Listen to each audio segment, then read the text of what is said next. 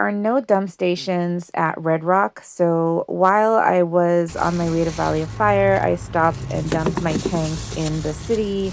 I then restrapped my tote and got some refreshments for Shadow, took a shower, had a Pepsi for breakfast, and started on my way to Valley of Fire. Kevin, even though he was coming from his dad's house, ended up getting there around the same time I did, so I said hello and then went to pick out my spot.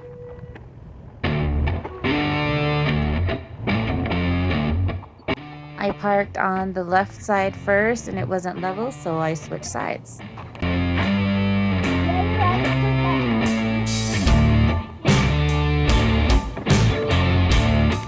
I then used my Go Treads to finish leveling the RV.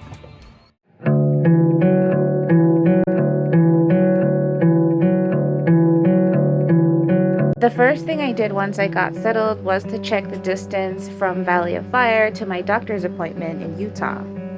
After that, I started checking the weather to determine what my plan was going to be. There was light wind, so I knew I could leave my awning out at least a little bit. There was no precipitation, so I could leave my vents open. And then I checked the temperatures. The next morning, I got up and turned on the swamp cooler.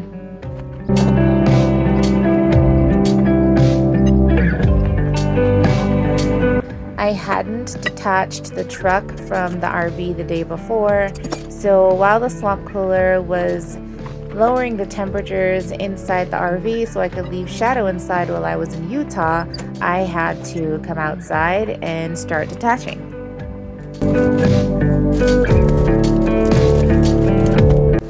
Shadow does not like moving very often, and when he really likes a spot, he gives me a fight sometimes to leave, and he thought we were leaving Valley of Fire, so he went and hid in the cupboards.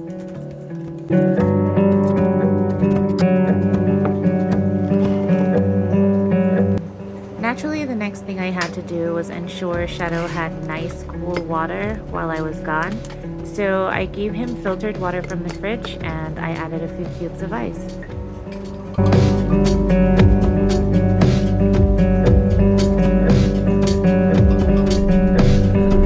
You're not supposed to leave the big swamp cooler unattended, so I took out this small rechargeable one that uses water, ice, and a fan to generate cool air. I got it all set up, turned it on, and then I stuck it in the spot Shadow likes to hang out in. I opened the vent over the bathroom to let hot air out, but I blocked the vent in the living room so that it wouldn't add extra heat through sunlight in the RV. I noticed from the day before that this side of the camper got sun first, so I put the blinds down and I let the awning out to reduce how much sunlight was getting inside.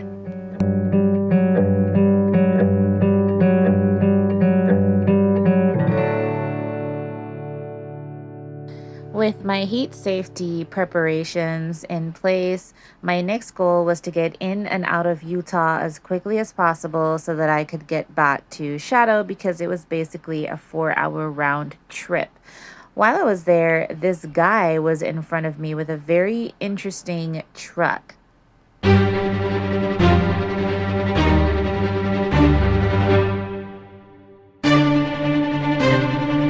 But for me, even more terrifying than the truck was the drive back to Shadow, where I was racing against time to ensure I got there before the temperatures hit their highest. And after all that, I walked in the RV and it was nice and cool, and Shadow was busy sticking his nose in the neighbor's business.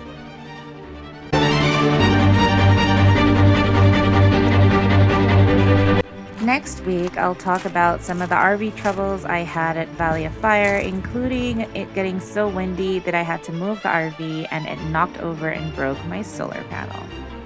See you next Friday. Bye.